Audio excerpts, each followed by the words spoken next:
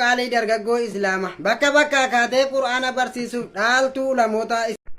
jireenyi kee martuu siif haa ta'u dansa rakkoo si mudattus jajjabaachaa obsa namni jallaan jira suutuma diriirsa abad garaa muriin gorsa kee nuuf laachaa kanaas hin ja'a yaa abuu Uzayfa yoomuu gara laafeessaa. السلام عليكم ورحمة الله وبركاته والله ما شاء الله أبو زيفا هدوتك أنا مجمتشي ما شاء الله بارك الله فيكم جزاك الله خير يا أخوك يا كاليف خب جماعة جالة ما هدوتك سجالة ناس إنجا إن شاء الله أكستي إن شاء الله يتفوفي سنجا برا ولا لون كي هدوتك أنا مجمتشي هدوتك دس نمجا إن شاء الله اتفوفي فولدرة اتفوفي سنجا إن شاء الله دامسا تكشوك أبا أسرة وني سنجا بربادي شمرن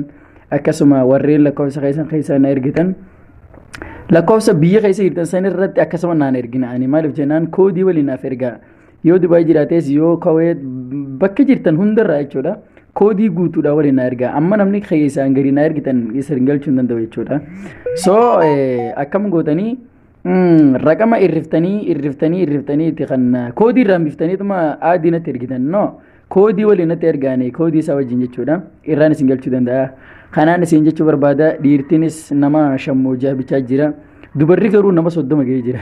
ani nama tokko qofa laal wanni ijaa'iba isin ta'urra ani nama tokko dubartii nama 30 fi waa dhiirti nama shammoojaa hanga kanaaf hogaan